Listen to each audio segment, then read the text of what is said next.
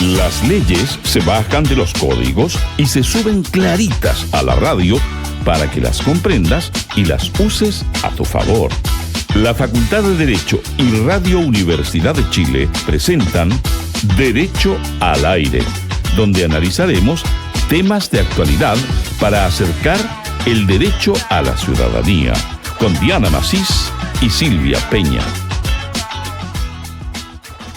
Bueno, conversábamos con mi compañera Silvia esta pauta y decíamos, cuando estás navegando y te preguntan si quieres las cookies o quieren saber dónde estás, cuál es tu geolocalización, o te preguntan tu teléfono, tu correo electrónico para 1000 cosas cuando quieres comprar, y luego te aparecen las publicidades de todo eso que tú has buscado o que has investigado en internet. Pero no solamente dejas tus datos en internet, también los dejas en la farmacia, en el banco, en el hospital, en la conserjería del edificio. La tecnología ha revolucionado el almacenamiento de nuestros datos personales, que ahora son infinitos, porque uno también entra al teléfono con la cara, la huella digital, etcétera. ¿Qué pasa con todo esto? De eso vamos a hablar en este Derecho al Aire. Silvia, ¿cómo estás? Hola, ¿cómo estás? Ahí está nuestra invitada. Muy bien, aquí con mucha curiosidad para hablar de todo esto con nuestra invitada. Sí, ¿qué fue lo último que buscaste y te apareció? Todo. Busco colchones, por ejemplo, y me aparecen todas las publicidades de colchones, de chocolate. Tú me decías de los chocolates. Yo te decía de la chocolatera. Sí, no, pero compro en el supermercado y después me aparece el pescado cuando voy a hacer la pauta para este programa. Bueno, de eso vamos a hablar con Daniel Saror. Ella es abogada y es la subdirectora del Centro de Estudio en Derecho, Tecnología y Sociedad de la Facultad de Derecho de la Universidad de Chile. Y me agregó algo que no sabía, que está además en la Comisión Asesora Ministerial para la implementación de datos personales, de la ley que se está armando. Así que podemos tener primicias, ¿o no? Bienvenida. Hola Silvia, hola Diana, mucho gusto. Gracias por la invitación. De nada. Es muy interesante, Daniel, que nosotros como ciudadanos como que seamos un poco más literatos digitalmente y también de nuestros derechos digitales. Tú eres especializada. Y primero la pregunta es como, ¿por qué los datos personales son un bien tan deseado? ¿Y quiénes son los grandes almacenadores de esos datos?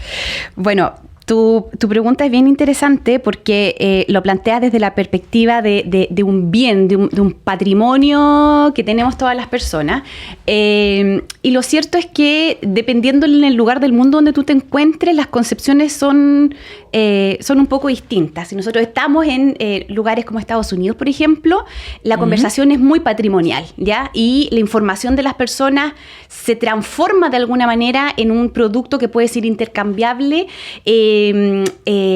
contra ciertos beneficios. Pero si nosotros estamos en otros contextos, como por ejemplo el de la Unión Europea, o en el mismo caso de Chile y buena parte de países de América Latina que son medios herederos de esta tradición jurídica europea, nosotros más bien hablamos de una titularidad de derechos sobre estos datos que más que nos pertenecen, más que hablar de pertenencia patrimonial, nos definen como ser humano. ¿Ya? Entonces ahí yo creo que tu pregunta gatilla visiones de mundo que pueden ayudarte a responder esa pregunta con respuestas diferentes dependiendo de donde tú estés.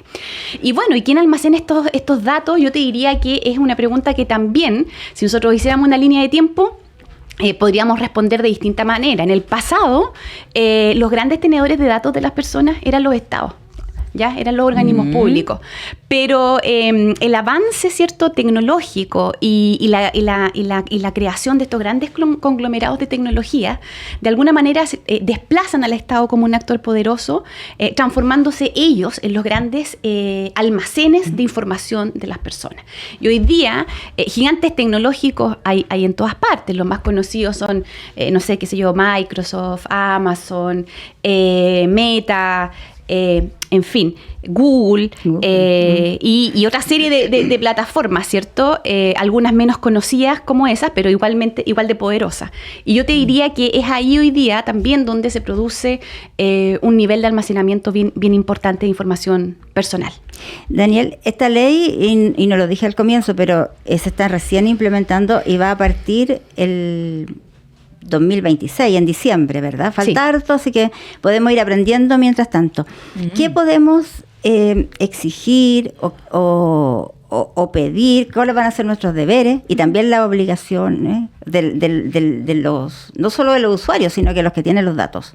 Mira, tu pregunta la puedo responder en 2 niveles. Lo primero que quisiera decir es que la implementación de la Ley de Protección de Datos Personales supone desafíos para varios actores. Ya tenemos al sector público, que tiene un doble rol, un rol como implementador de la ley, pero también un rol como obligado, porque el Estado es un responsable del tratamiento de datos personales. Tenemos a las empresas, y esta cuestión es quizás de los desafíos más grandes, porque la gente generalmente me pregunta, ya, pero ¿son todas las empresas?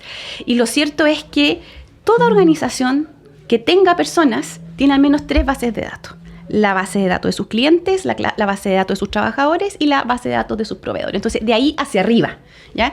Entonces, cuando la gente me pregunta, ¿todas las empresas? Sí, todas las empresas, desde las más pequeñas hasta las más grandes, ¿ya? Y, por supuesto, otro desafío grande es que los ciudadanos conozcan también la ley, porque, en el fondo, la ley no se verifica, no termina de producirse cuando se aprueba en el Congreso. La ley es un proceso justificativo en curso, es decir, las personas tienen que conocer las leyes, usar las leyes, las instituciones respetar las leyes, los tribunales aplicar las leyes, en el fondo, para que las leyes sean eficaces y efectivas, ¿ya? Entonces, ese desafío es súper grande, y yo creo que programas como este ayudan como para hacer esa divulgación y que la gente conozca de qué se trata. Entonces, eso es lo primero que quería decir. Y lo segundo, que quizás es el desafío más grande, es esta ley es básicamente un reconocimiento para las personas de que tienen ciertos derechos frente a su información, ¿ya? Ciertos derechos. Esos derechos se conocen como por el acrónimo ARCO: los derechos de acceso, rectificación, cancelación, oposición y bloqueo, además, y portabilidad que establece esta ley. Y básicamente aquí lo que todas las empresas deberían estar pensando en este momento, tú dices diciembre de 2026, que es un montón, pero la verdad es que el tiempo se hace corto cuando tú, en el fondo, lo que tienes que hacer como responsable, y estos son las empresas y el Estado, las universidades, o sea, todo el mundo debería estar tratando de imaginarse, bueno, si yo el día 1 de diciembre recibo una solicitud de acceso sobre datos personales, ¿qué debería yo tener como puertas adentro? ¿Ya? Primero, mis bases de datos ordenadas, saber qué bases de datos tengo, ¿ya? Y, no sé, imaginémonos un formato muy conocido por todos, una planilla Excel, ¿ya? Entonces nos imaginamos un root, el nombre de una persona, ¿cierto? Y estas planillas deberían tener columnas que digan, ya, ¿qué tipo de datos tengo yo, por ejemplo, de Silvia Peña? ¿Ya? De Silvia Peña yo tengo el root, otra columna que diga origen de este dato. Este dato lo conseguí en el contrato de trabajo de Silvia. ¿Para qué yo uso estos datos? Solamente para fines laborales. Plazo de este tratamiento mientras dure la relación laboral. ¿Se fijan? Bien. Entonces, implementar un mecanismo de acceso tiene la virtud de al mismo tiempo ayudarme a poder responder otras solicitudes. Por ejemplo, yo pido solicitud de derecho de acceso, pero también de bloqueo de datos, porque ya no quiero que nunca más hagas un tratamiento de datos mío. Entonces, mientras eso se resuelve, yo te pido que bloquees. Entonces, como yo ya tengo como puertas adentro ordenado esto, lo que hago es los datos de Silvia Peña, como están litigiosos, por decirlo de alguna manera, los tengo bloqueados hasta que yo no resuelva si efectivamente yo puedo dejar de hacer ese tratamiento o no. Porque a lo mejor... Bueno, viene... sí, perdóname, Daniel. Sí. Es muy interesante 2 cosas que has destacado. Por un lado, tenemos el derecho a que cuando se acabe una relación, ¿cierto? Por ejemplo, laboral, o yo me cambio de ISAPRE, o me cambio de hospital, me cambio de banco, tengo derecho a que esos datos ya no estén en esas bases de datos. Exactamente. Eso por un lado. A cancelar este tratamiento. Y por otro lado, tengo el derecho a decir, no quiero que usen o de llevarme mis datos a otro lado, ¿cierto? Así es. Ahora, ¿qué pasa con las grandes tecnológicas? ¿Qué pasa con los datos de Facebook, de Instagram? Con esa cantidad de fotos que ponemos de la familia, tiramos poemas, no sé, llantos, de todo. La gente comparte la vida entera en las redes sociales. ¿Cómo podrían usarse, cómo podrían perjudicarnos el uso de esos datos? Bueno, esa es una situación un poco más compleja. La mayoría de las veces cuando las personas deciden, por ejemplo, abrir una cuenta en una red social, adhieren o aceptan ciertas condiciones del tratamiento de la información, ¿ya? Entonces, que nadie lee, que nadie lee. Larguísimo, sí. Una lata. Nadie las lee, eso es verdad, nadie las lee. Y resulta que uno pudiera tomar ahí varios como caminos. El primero, estas plataformas ofrecen la posibilidad de darse de baja, ¿ya? Entonces eso es una pequeña medida como de control de la divulgación o difusión de información personal. Pero uno dice ya, mi perfil dejó de ser público, pero ¿qué pasó con toda la información que Meta a través de, no sé, Facebook, Instagram, WhatsApp recogió sobre mi persona? Uno también podría ejercer, por ejemplo, el derecho de cancelación frente a estas plataformas. Y en el ejemplo que tú pones, además, Diana, es interesante porque la ley se pone también en el caso de que estemos en un país donde estas grandes tecnológicas, por ejemplo, no tengan una oficina donde uno vaya, ¿cierto?, a reclamar. Entonces la ley le dice, mire, usted tiene que registrarse igual en la agencia chilena y fijar un correo electrónico y una dirección válida donde las personas puedan ejercer este derecho, ¿ya? Hoy día nosotros en Santiago tenemos oficinas de algunas de estas tecnológicas grandes, pero lo cierto es que hay otras que no, que tienen sus oficinas en Buenos Aires, otras que derechamente hacen que todo funcione o está concentrado en Estados Unidos. Bueno, en esos casos, ese tipo de organizaciones también están obligadas por esta ley, y si un ciudadano chileno quisiera ejercer alguno de estos derechos, tendría que ejercerlo en estos correos electrónicos que estos organismos deberían habilitar en la nueva agencia. Hablamos de datos.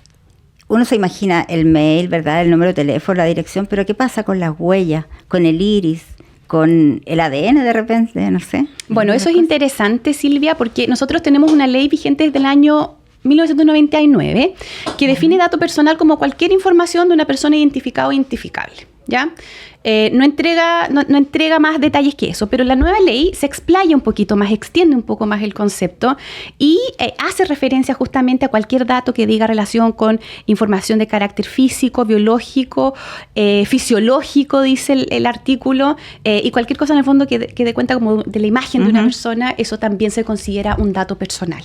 Y eso es un concepto bien, en términos regulatorios, bien impactante, porque Chile no tenía regulado, como en otros países, por ejemplo, el derecho a la propia imagen. La mayoría de las veces que las cortes resolvían algo asociado a la propia imagen, lo hacían por la vía de la honra, lo hacían por la vía del derecho a la privacidad, pero no había como un derecho a la imagen tan claro. Y hoy día, con el concepto el nuevo concepto de dato personal, yo te diría que tenemos una cobertura mucho más clara acerca de una protección jurídica para ese atributo de la personalidad. Y una pregunta acá, la voz, por ejemplo, cuando se utilizan con inteligencia artificial para estafas, por decir, esta vez secuestrada mi hijo, mi hija, ¿eso entra ya en el tema penal? ¿O esta ley hace una mezcla con lo penal?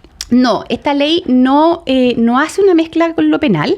Esta ley, en el fondo, lo que te entrega son ciertas herramientas de protección. Ya, eventualmente, si alguien utiliza un dato tuyo sin tu consentimiento, tú puedes perseguir la responsabilidad por esta ley, pero eso no trae aparejada una sanción penal. Hoy día, esto es bien interesante, hay en el Congreso un proyecto de ley que busca actualizar el tipo penal del delito de suplantación, ¿ya?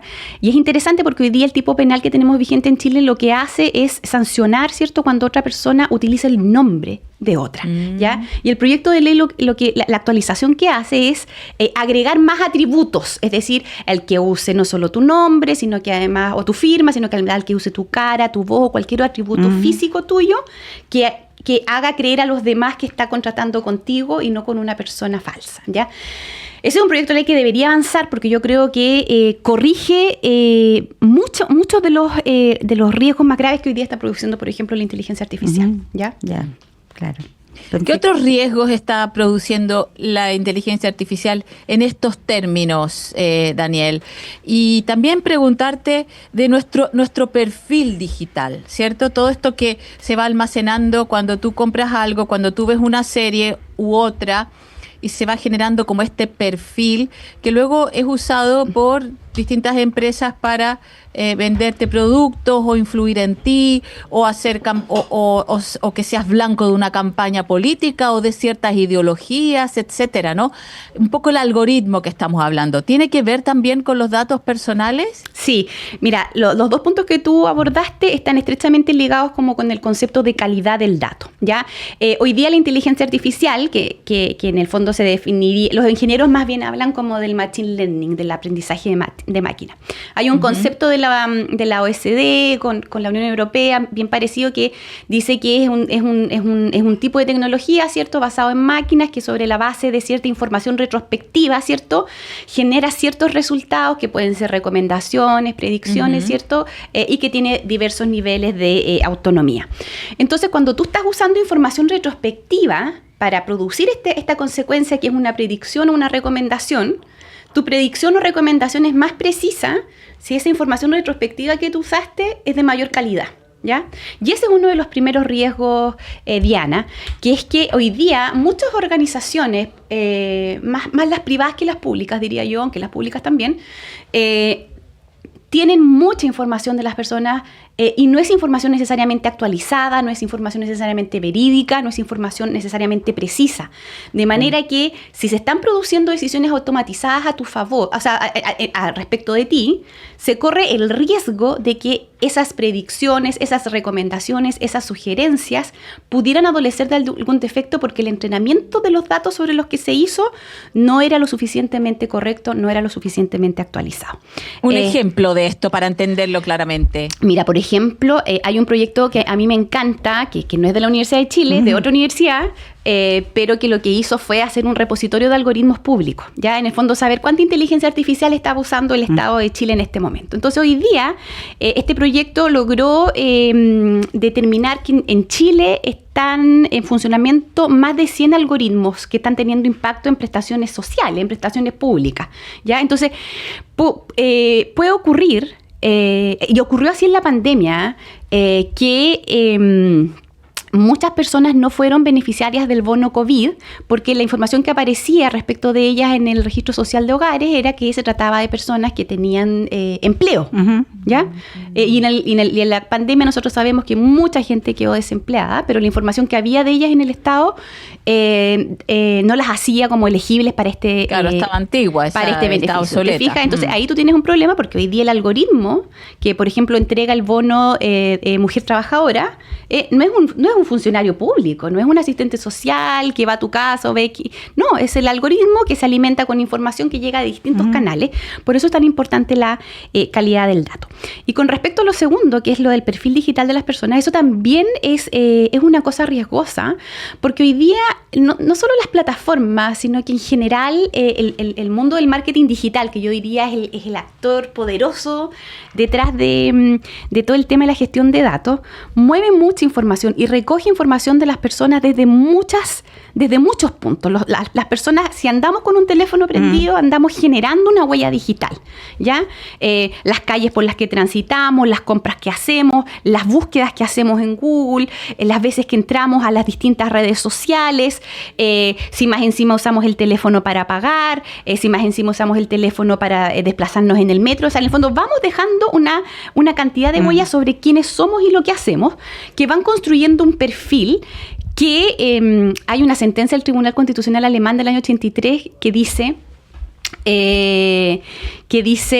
hoy día tenemos una imagen tan pormenorizada de las personas que hemos transformado a los seres humanos en una especie de ciudadanos de cristal, ¿ya? Y ese es el riesgo el uso, digamos, sin límites del tratamiento de la información personal. No es que se ¿Por qué de cristal? ¿Por qué de cristal? ¿Porque es fácil romperse?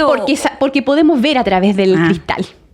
Podemos ver podemos saber prácticamente quién es una persona siguiendo su huella digital. Y eso, perdón, está en las apps, por ejemplo, que es súper fácil de armar un perfil. ¿Qué te gusta? ¿Qué edad tienes? etcétera. Exactamente, o sea, ahí uno declara información, pero luego lo que uno va haciendo en sus distintos perfiles de aplicación, por ejemplo, entrega mucha información del tipo de usuario que eres, y hay gente que tiene una vida digital bastante pública también, en el fondo, Claro. no obstante existir todos estos mecanismos que buscan proteger a las personas o entregarle herramientas para que controlen su información, como... Vuelvo a la primera pregunta de Silvia.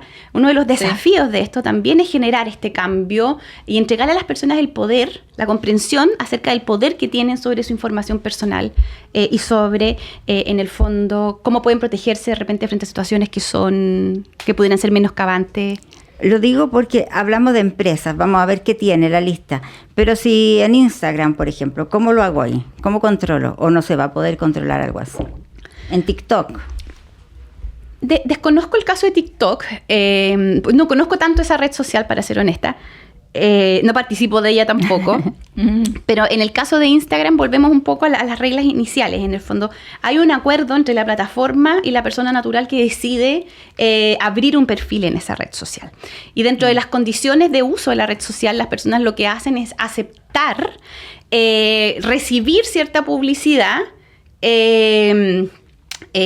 a cambio de tener un perfil en esa red social, ¿ya? Entonces, de alguna manera, volvemos también al inicio de esta conversación. Meta es una empresa norteamericana donde hay una idea del dato personal como un activo patrimonial, ¿ya? Entonces, de alguna manera lo que uno hace es pagar con su información personal para poder estar en esa red. Entonces, ¿cómo paga uno?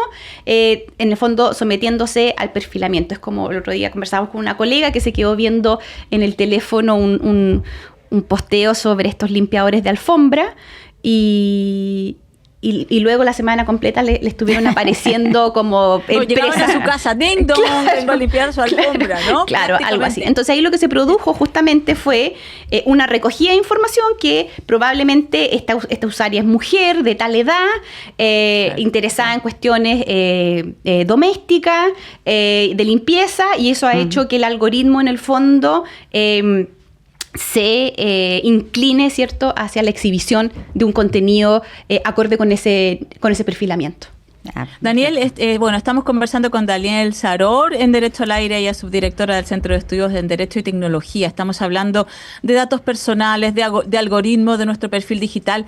Y hay un tema, un concepto que se llama el derecho al olvido.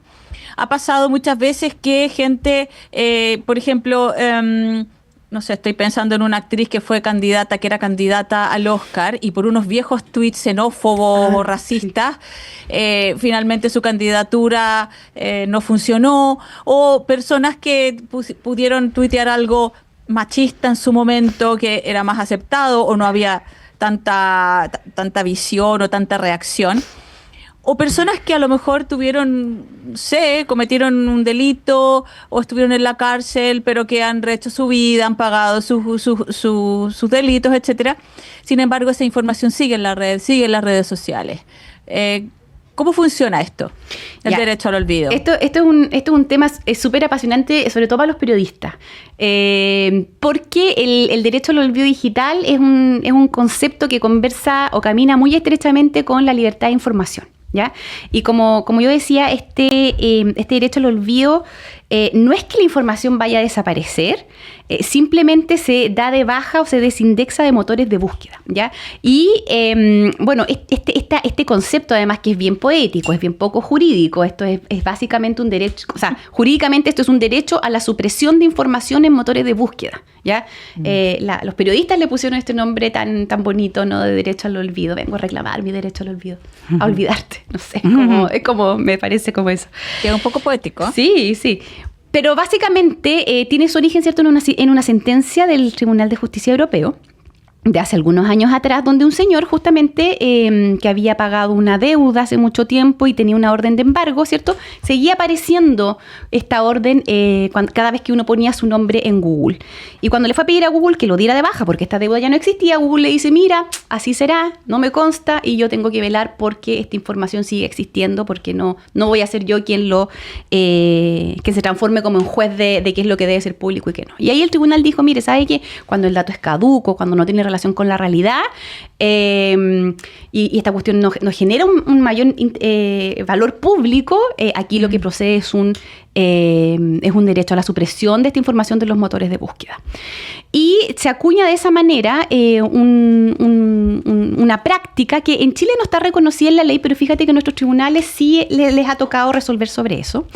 Y es súper curioso, yo siempre hablo de esto en las clases. El primer caso de derecho al olvido que se presentó en Chile fue anterior, de hecho, a la ley que modificó la Constitución y que acogió el derecho a la protección de datos personales. Y la presentó el ex fiscal nacional Jorge Abbott. Porque este señor, cada vez que ponía su nombre en Google, aparecía el calificativo de corrupto, sin haber estado él envuelto en ninguna situación de corrupción, sin tener una sentencia que lo acusara de corrupto. Entonces esta cuestión a él le generaba como una denigración súper grande, qué sé yo. Entonces ocurrió que la Corte le obligó a Google desindexar del nombre Jorge Abbott la expresión corrupto o corrupción. Entonces Jorge Abbott recibe el favor de la Corte en ambas instancias, pero lo loco de esto es que como se trató el primer caso, al final nadie olvida y todos lo usamos de ejemplo de derecho al olvido. Pero más recientemente hay otro caso interesante donde la Corte falló todo lo contrario. Y fue la defensa, no sé si ustedes se acuerdan de este director de telenovelas, Herval Abreu, que estuvo envuelto en varias situaciones de orden criminal por varias mujeres actrices que lo acusaron de abuso sexual. Bueno, cuando su juicio penal se resolvió, su defensa también presentó un recurso de protección pidiendo derecho al olvido. Y la Corte Suprema dijo, no señor, no le vamos a conceder la supresión de esta información asociada a sus juicios criminales por abuso sexual, porque esta es una cuestión que sí reviste interés público, y en ese caso los tribunales consistentemente han privilegiado la libertad de informar por sobre la protección de datos personales cuando hay un interés público involucrado. Daniel y Diana, nos queda el último minuto prácticamente. Y acá tenemos la fianza. Sí, exactamente, ¿sí? Le iba a preguntar, sí. Aquí tenemos una regla, y es que cualquier entrevistado, si quiere salir de estos datos, tiene que pagar una fianza. Entonces, Daniel, ¿qué traes para pagar? Bueno, yo pensé en una canción cuyo título es Video Kill the Radio Stars, que básicamente lo que hace es volver a, o sea, pese a que es una canción súper antigua, nos vuelve a poner como en esta disyuntiva de que, claro, hay avances tecnológicos que nos van a hacer como dejar atrás ciertas prácticas que conocemos, pero la historia ha estado llena de cambios tecnológicos y estos cambios nunca son tan disruptivos, y hay cosas que nosotros seguimos utilizando, no obstante que aparezcan otras más modernas. Lo mismo decían de los libros cuando apareció el Kindle en las pantallas, pero la gente sigue usando y comprando hartos libros en papel todavía. Así es que esa es mi fianza, esa canción. Claro, aquí dice, la canción dice, el video mató a la estrella de la radio. Claro. Era en el conflicto entre la radio y probablemente la televisión, sí, o la música y los videoclips, ¿no? Pero ahora estamos en un podcast, por ejemplo, acá. ¿No la mató? Claro, que es la nueva radio, la radio del momento. Sí. Ha sido muy apasionante esta conversación, que ganas de más, ¿no, Silvia? Exacto. Habrá un capítulo 2, ¿no? Sí, seguro. Cuando nos acerquemos más hacia la ley, sí, hay que ir afinándola. Es muy importante quizás que nosotras sepamos herramientas para también nosotros podamos propiamente proteger nuestros datos, ¿cierto? Por ejemplo, no entregar tu geolocalización o no aceptar las cookies, cómo hacer de nuestras también acciones un poco, que sean un poco más protectoras. Exactamente. Vamos a aprender de eso también, ¿no? Así es. Sí, pues. Muchas gracias por acompañarnos hoy día, Daniel. Gracias, Silvia. Gracias, Diana. Chao. Chao. Diana, Chao. ¿Cómo nos vamos? Teníamos una canción, ¿o no? Sí, teníamos una canción. Bueno, que elegiste tú, Silvia. Ya no me acuerdo cuál era. Somebody's watching me. Tiene que ver con esta vigilancia a la que estamos sometidos. Como Orwell, sí. Bueno, nos vemos el próximo miércoles. Gran hermano. Gran hermano, sí. Chao. Adiós. Chao. La Facultad de Derecho de la Universidad de Chile presentó Derecho al Aire, todos los miércoles a las 6 de la tarde, con Diana Masís y Silvia Peña por la 102.5 Radio Universidad de Chile.